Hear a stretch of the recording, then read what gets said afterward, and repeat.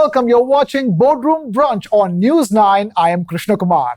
And I'm Kartik Malhotra. And on this special edition of Boardroom Brunch, we are trying to understand the future of hospitality and the ever-evolving consumer tastes and preferences. And to do that, we have a very special set of gentlemen joining us on this brunch. Let me begin by introducing Mr. Sunjae Sharma, Managing Director of India and Southeast Asia at Hyatt. We also have Mr. Kapil Chopra, founder of Easy Diner and the Postcard Hotels, and Ashish Kapur, founder of many award-winning restaurants like Whisky, Samaba and Wine Company, and the boutique hotel Mademoiselle as well. Gentlemen, pleasure having you. Thank you so much for taking time out to be with us. Sanjay, let me begin with you because we are, after all, at the Grand Hyatt Gurgaon in Gurugram, one of the best Hyatt properties across the country in India.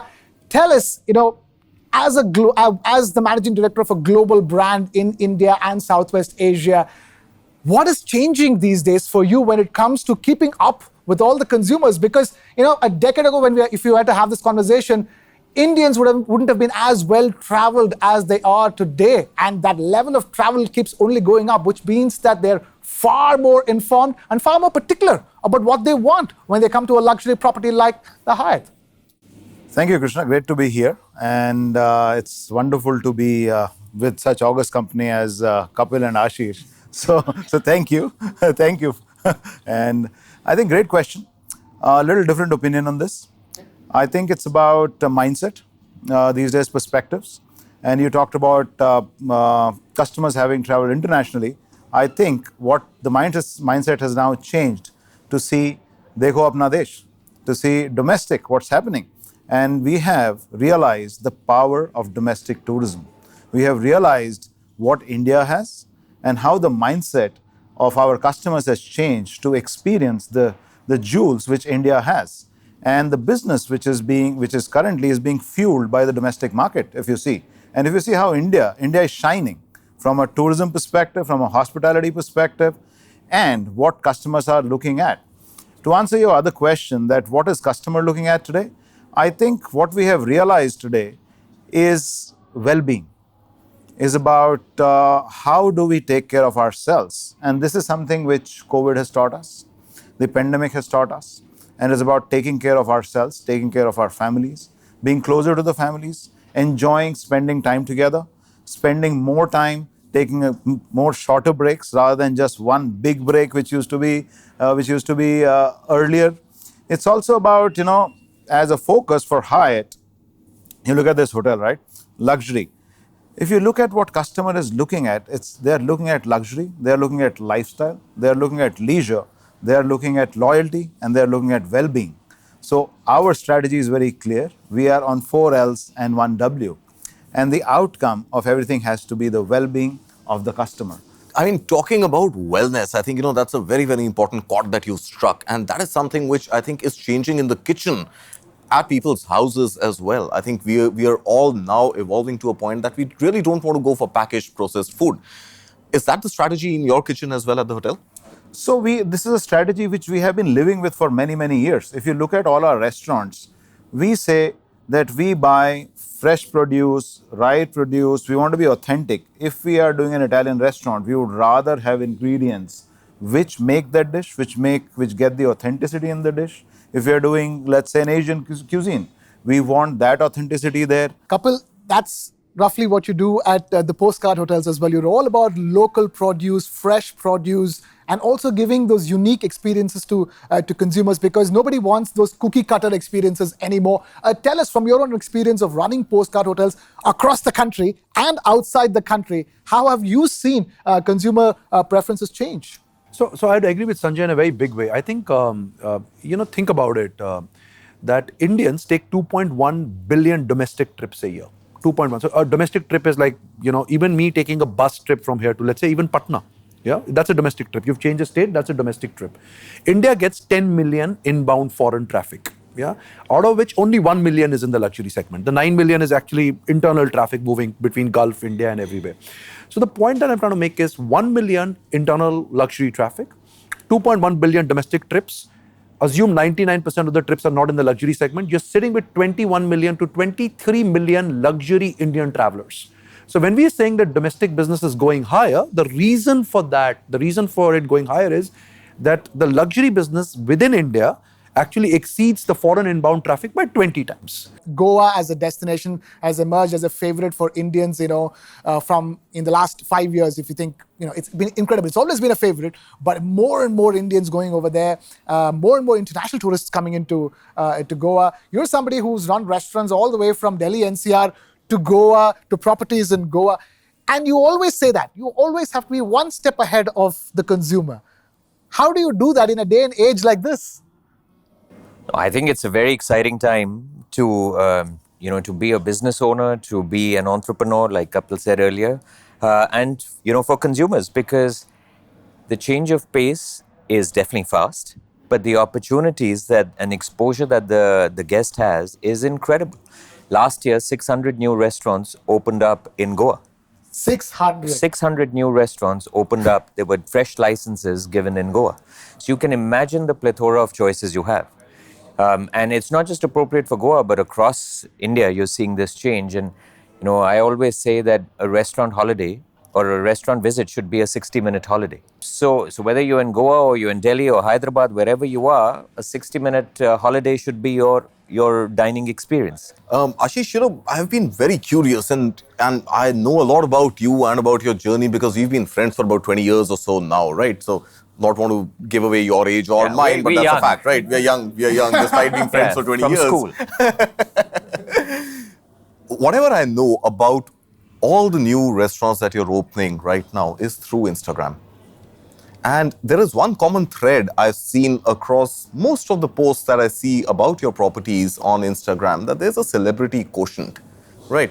Whether it is Sarah Todd in Goa to begin with, whether it was Pooja Bedi, who I've seen, come to your restaurants very often, and the stories you've told us about Allu Arjun and a couple of other friends that you developed in the South. How important is it now to make properties Instagram friendly?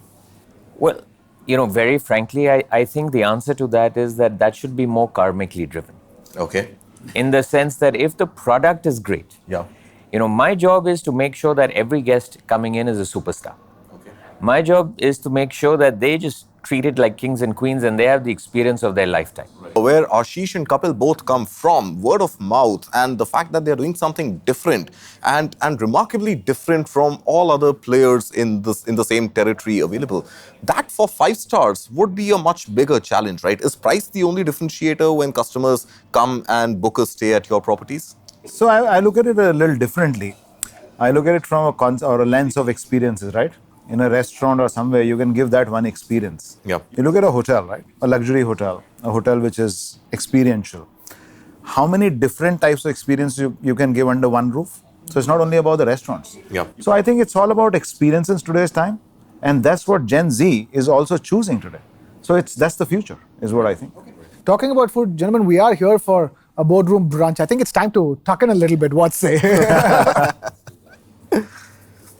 While we're talking about food, I think another interesting trend that I'm observing is that the delay between a cuisine becoming popular elsewhere in the world and the cuisine becoming popular in India is shrinking.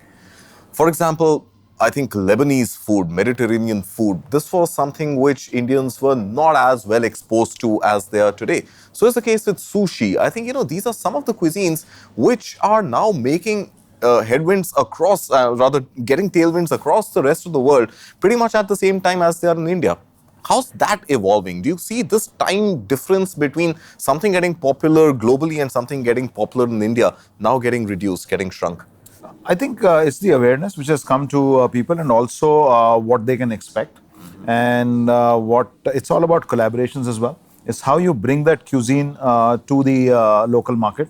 It's how you, tune it to the local market while keeping the authenticity. Is mass customization a challenge, Kapil? Because you would have a limited supply of chefs, and the chefs, no matter where they're coming from and how well qualified and experienced they are, they would still have their own limitations. So every time a customer comes with a very specific, difficult demand, how difficult is it for the chef and for the staff to produce that for them? And if I may add to that, as I'm tucking into this puff pastry, you're somebody who's not a fan of serving croissant at your breakfast buffets. In fact, not even happy having a buffet, because once upon a time, a 5-star hotel means you walk into a breakfast buffet, there'd be croissant lying over there. And you've been at the helm of the best 5-star hotels in this country and seen so many croissants get thrown away.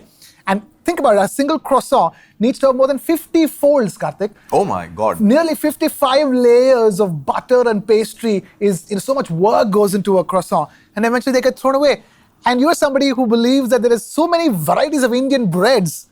Why go after a croissant when the customer is not asking for a croissant? I think, so good question. So when we set up the Postcard Hotel, the idea was that we need to explore India's culinary diversity. And not to say that, so when we are in Europe, we will do European cuisine.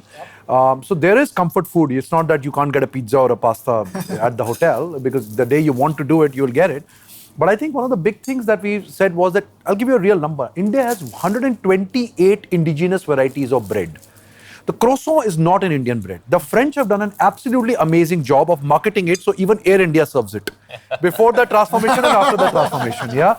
They've just done an amazing job. The French have also done an amazing job of brie and camembert. Forget about wines, that wines need to come from a terroir, and champagne can only come from champagne grapes, and cognac can only be done from the grapes in the cognac champagne region.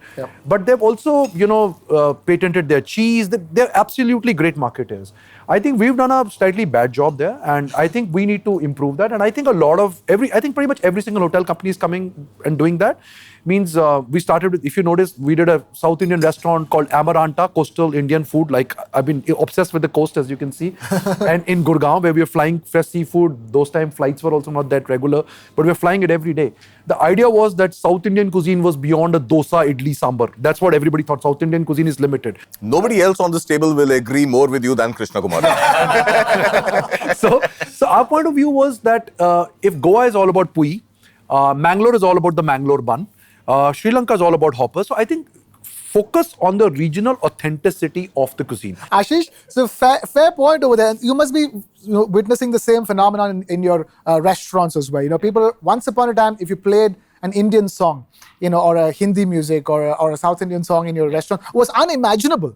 But today, they'd be happy if you do that. And the same with your menus as well. I'm sure your menus are changing by the minute with the fact that Indians are coming in, owning up and wanting more of their cuisine. Yeah, well, I've got 2 points to make on this, one on yours and on the food. But first, to address the music thing, I truly believe that South Delhi is no longer invited to the party.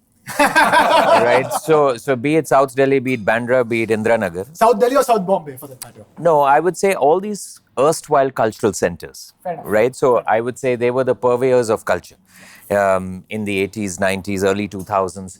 You would see all these centers of Bandra, Sobo, Delhi. You'll have South Delhi or Indiranagar in Bangalore. They would be the ones that people would look up to from a cultural perspective. So pasta eating was cool.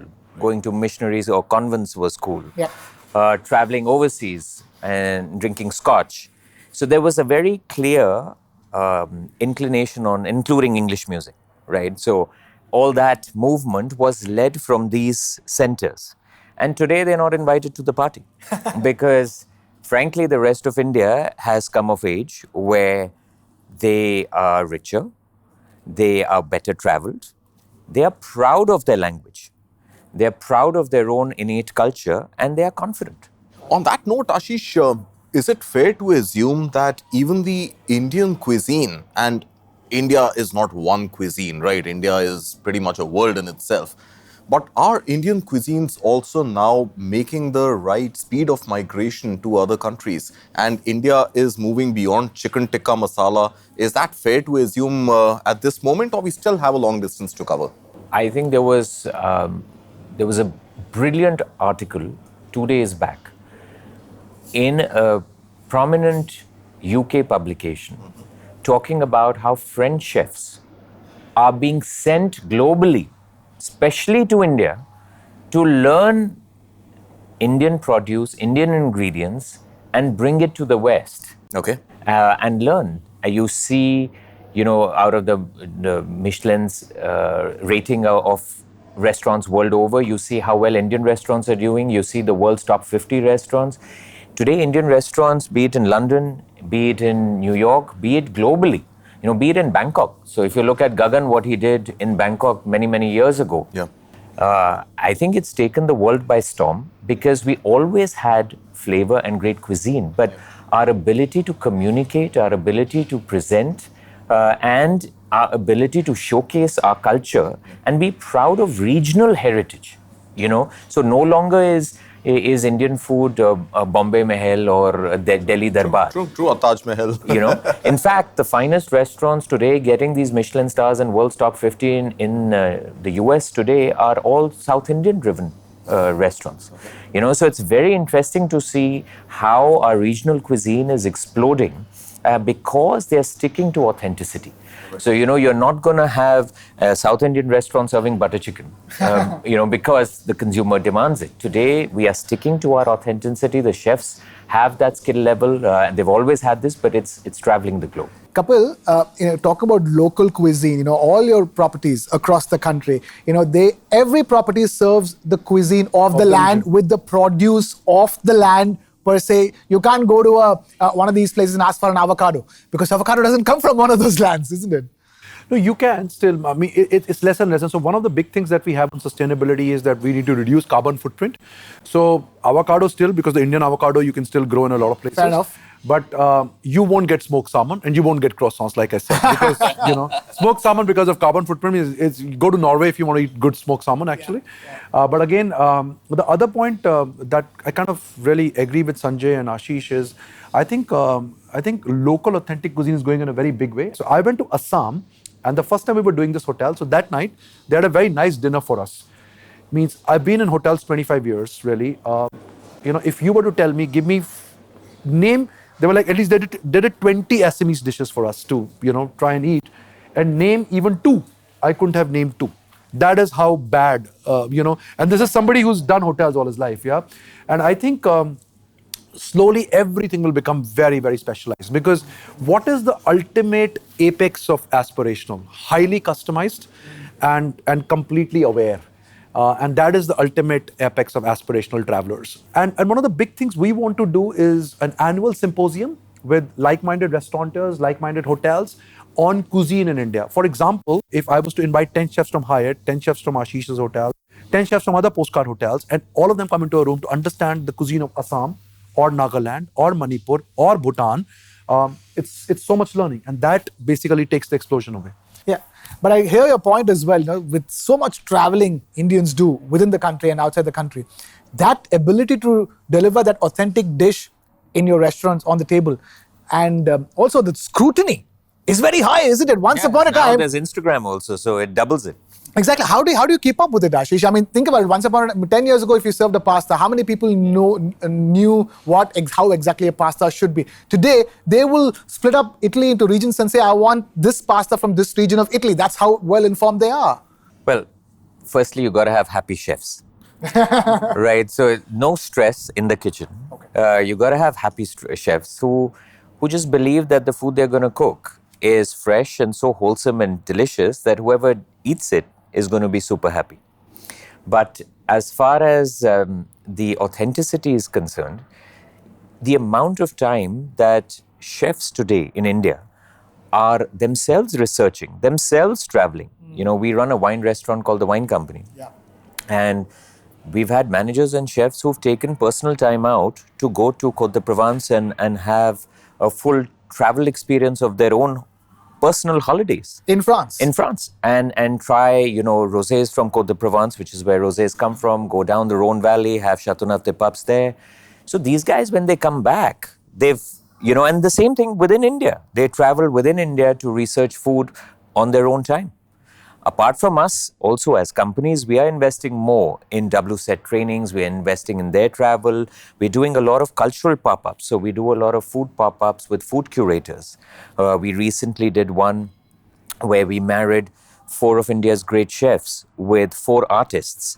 And the artists had to, were paired with each chef. And each course was reimagined by the chef in terms of what they thought the artwork would relate to in terms of food. So there's so much cross-training, cross-exposure, and people themselves are doing so, that it really doesn't make it that much harder. So you enjoy food in the kitchen, you enjoy making food in the kitchen, go out on nice holidays, learn, and just have a good time. Sanjay, I'm curious. There's something you mentioned earlier, and this was to do with the personalization, right, from pillows to the check-in experience, etc. And I think if you're talking about the future of hospitality and we are talking about the future of customer experiences, how much of a differentiator is technology going to be for the Hyatt group of hotels to know exactly what a customer wants, what a customer has experienced before, how well has a customer rated a prior experience, and for you to be able to make that data available across all Hyatt Regency hotels and Grand Hyatt hotels, where a similar or a better service can be delivered on the basis of technology?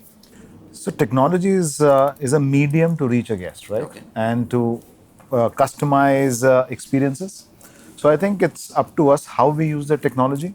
So technology might be available to you. It is up to the teams at the hotels how they use that technology, what they get out of it, and how they are personalizing experiences for customers based on technology. So is technology being used in ample measure? Do you have enough data and enough data lakes and the segmentation of the data to really know, okay, here is a family of 3 coming with a little child. They stayed in my property earlier.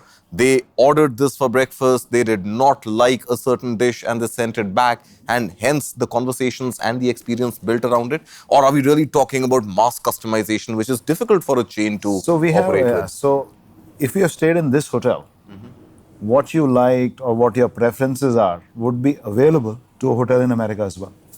So we have something called guest gem. So we use that and we put your preferences on our systems. And whenever you're checking in wherever, and I'm sure you would be a part of World of Hyatt, our loyalty program. And as soon as you come up in a hotel, we straight away get what your preferences are and how better we can care for you. So it is available to all our colleagues around the world. Right. We have data as much as you want to share. Right. But if I were to ask you, you're sitting next to Mr. Kapil Chopra, who's been at the helm of, a great 5-star hotel, is now doing the diametric opposite of that. Boutique hotels, and that is your new competition. So how does, your traditional, huge, global 5-star hotel chains, compete with the new advent of boutique hotels or boutique luxury, which seems to be the flavor of the season for now? So the outcome is experience, right? It's how we can customize that experience. What he's doing it in a Postcard hotel, how can we deliver that experience even in a large hotel? So that's something for us to solve, and that's something when we talk about care. And as soon as we go by the umbrella of care, we know what experiences we would like to give or a customer would expect from us, and that's how we design an experience. So he would give it in Postcard, we would give it at a Hyatt, based on the experiences which you would prefer. Couple looks like they're catching up, huh? So it's difficult for you So now. Hyatt's always been a great company. I worked at Hyatt earlier, so I know Hyatt very well, actually. So but I think he's very right. It's basically how you capture the experience. So even Postcard will go bigger and bigger and bigger. But at the end of the day, it's how about you capture the experience really, really well. But I think there are 5 steps to a great hotel brand, really, yeah? Step 1 is commodity. That means you get the basics right, yeah? That means you got an air conditioner, you got a bed, that's commodity. You can build 1 lakh hotel rooms, yeah? That's commodity. Okay. Second is product. Some people kind of put everything together, but they don't know how to run it. They just don't know how to run it. So that's a great product. That's step 2 of a hotel. Step 3 of a hotel, where most of the luxury hotels operate, is great product. It's called service, yeah? Great product, great service, commodity things work, fantastic. That's now the most valuable hospitality company in the world is Airbnb. They came and said, this is great, but it's all experiential, If you're in Paris, when you open your curtains, you should see the Eiffel Tower. Yeah, so that's experiential. The ultimate stack, if you were to combine commodity, product, service, experiential, is what you call transformational travel. And the single line definition of transformational travel is travel that stays with you years after you've checked out. So at Postcard, we kind of operate on that and say, what is it that will stay with you? If it doesn't stay with you, then we're not ticking the boxes right. So always the thing is, because transformational travel is actually the apex of travel, because it's the highest premium, you can charge what you want, and the highest amount of differentiation, very difficult to replicate. Ashish, for Kapil and Sunjae, it's simpler because there's so much time spent by the consumer at their properties. It's at least a night, if not 10. The consumer comes to you for, as you say, 60 minutes. Well, hopefully more, but on average, let's for one meal at the end of the day, or at the beginning of the day, as the case may be. But the thing is that how do you make sure that you give that transformational experience to a diner in one of your award-winning No, he'd restaurants? rather not, yeah. We'll be out of business. no, it's my responsibility, to give that exact transformational experience. And yes, you can deliver it in a mealtime, but what you have to do is really look at the touch points, right? So, for example, at Whisky Samba, when you enter, we give a free whiskey cocktail. It's like an amuse-bouche for cocktails, and it's called the boarding pass, which is essentially a 60 ml whiskey cocktail, but served with elan, served with style to encourage non-whiskey drinkers or to encourage people who wouldn't have looked at whiskey as a cocktail to be surprised, to be delighted. And this is something that's coming to their table complimentary, right? Then you have a bottle. Usually when you ask for a drink to be served in a bar, it gets poured behind the bar. But this case, at Whisky Samba, you get the bottle to the table, pour it on the table. So the guest can see from the library of 400 different whiskies, they actually see the authenticity of pour. They see that you're pouring 60 ml, you can give, or 30 ml, then you can give an angel's share at the table. You can leave the bottle, hence developing a bond of trust, because that bottle becomes a subject of conversation. Of people who might want to buy it next time at duty free, or someone who might have it at a home bar. And there's trust with the restaurant that, listen, you're not going to misuse the bottle being on the table. So there are these multiple touch points that you create during the meal experience, served with warmth and served with genuineness. And I think it's delightful. And just for our clarity, how often does the menu change? Be from food to beverages, how often do you have to keep mixing it up to keep it fresh? Yeah, no, I think that's a must. It's we have mango season going on. For example, we have ice apple, talgora, right? Ice apple as a fruit that comes in 3 months a year, and honest to God, it can make some of the finest dishes. So why not celebrate? So maybe 70% of the menu or 80% of the menu is consistent for a year. But 30% of the menu should change every season. So if there are 4 seasons in a year, well, in Japan, there are 32 seasons in a year. So then luckily we are not there. But here in India, 4 seasons in a year, you must have a seasonal menu.